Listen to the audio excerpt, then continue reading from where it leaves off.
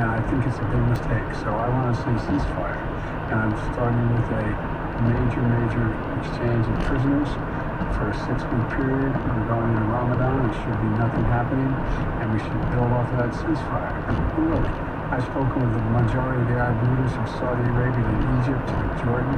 They're all prepared to fully recognize Israel, begin to rebuild the region. And that's the focus. What comes after Gaza? What's next? It's a tough decision, but there's a lot to be done. In that same MSNBC interview on Saturday, Biden was asked, Jonathan Capon, whether an Israeli military operation in Rafah was a red line for the administration. He answered yes. A day later, Netanyahu, the Israeli Prime Minister, pushed back in an interview with Politico. I have a red line. That October 7th doesn't happen again. It never happens. And to do that, we have to complete the destruction of the Hamas terrorist army. We're very close to victory. It's close at hand. We've destroyed 3/4 of Hamas fighting the terrorist battalions. We're close to finishing the last part of Rafah. We're not going to give it up. Once we begin the intense action of eradicating the Hamas the terrorist battalions in Rafah, it's a matter of weeks and not months. That means it's not going to take 2 months, maybe 6 weeks, maybe 4. Jonathan Hussein, how do you see the tension between the U.S. President and the Israeli Prime Minister at this point? Yeah, it's clearly grown. The U.S. intelligence community released an assessment this week, I think, saying that Netanyahu was likely to be under tremendous domestic pressure, that there's likely going to be a movement in Israel to have him removed from office. And so it seems to me, I mean, I think that's right. Netanyahu is extremely unpopular. He wants to keep the war going so he can remain in power. And so I think the Biden administration is smart to highlight the difference between support for Israel and support for Benjamin Netanyahu in trying to really walk along this tightrope between supporting Israel enough so that Democratic leading American Jews and Israel supporters in other parts of the country are satisfied with Biden, and of course not upsetting the Arab American community, which has historically been also pretty Democratic leading, and of course is concentrated in swing states like Michigan.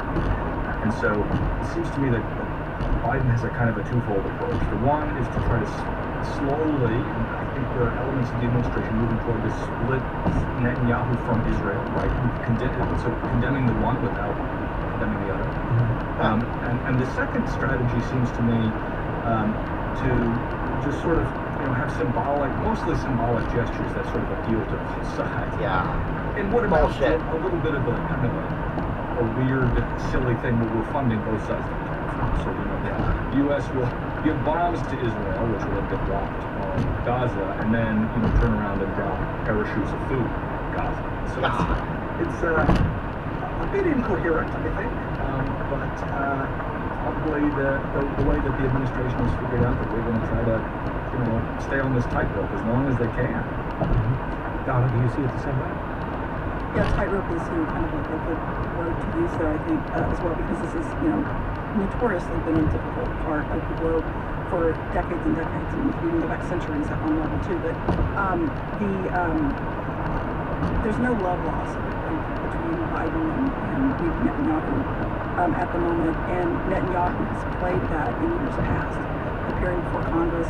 For example, as a matter of fact, just before we went on the air, I saw that Netanyahu was actually speaking via video link to the Senate GOP retreat that they're having.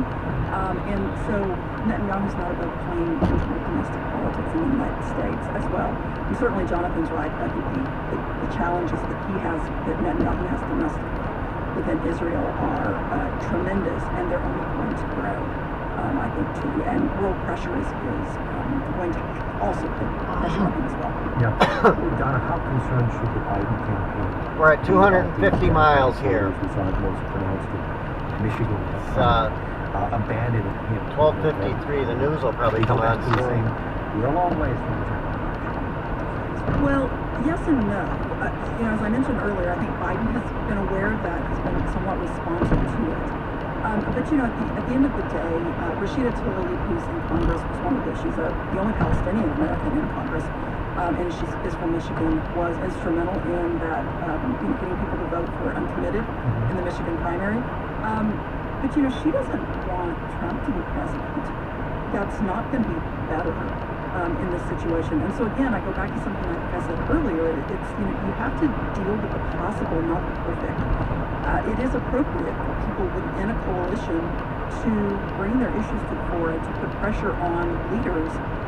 But then when we get to November, those entities have to make nice. And Biden is good at bringing a coalition together and getting to the next step, I think, as well. And so it is something Mark to pay attention to. It's a different challenge, though, than Trump has in terms of trying to, corral never-Trumpers to vote for him, because that's just not going to happen. But Biden has work to do, definitely, but I think he's probably up to that task. Jonathan, I don't know how much you've looked into opposition to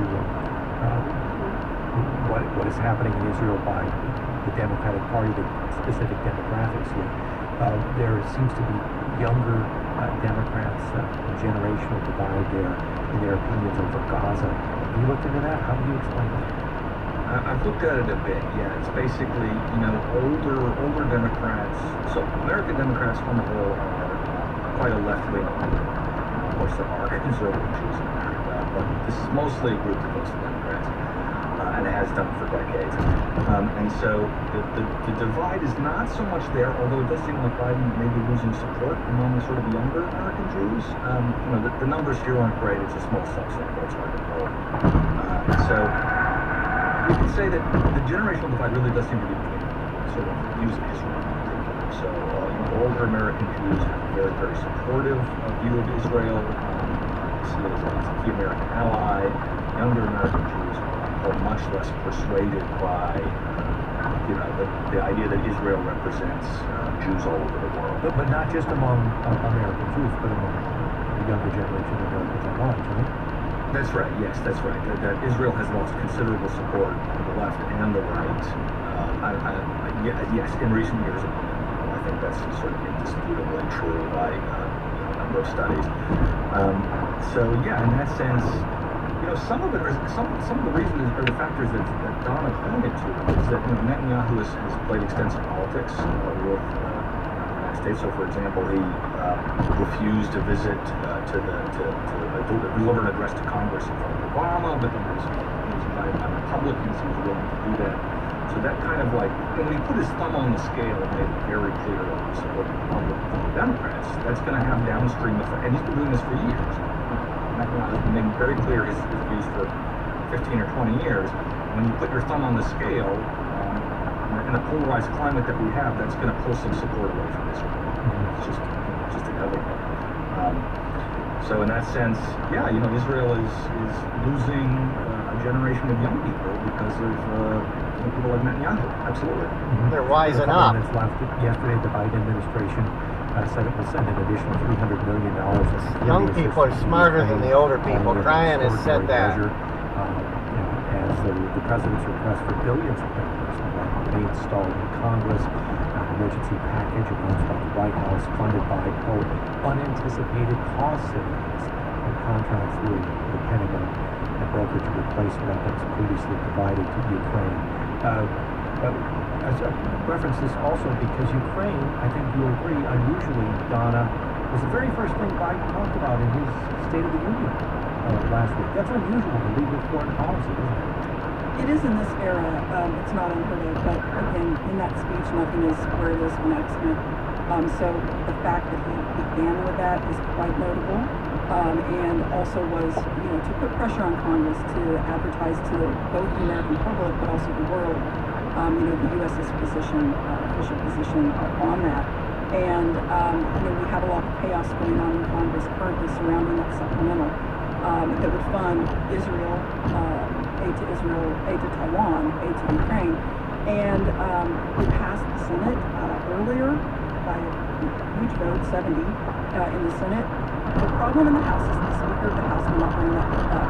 If he were to bring that bill up, it would pass. Virtually everyone agrees. But he is not bringing that bill up, which is his prerogative in the majoritarian House. There are two ways around that, and one typically is used, and that is what they are resorting to in the House currently.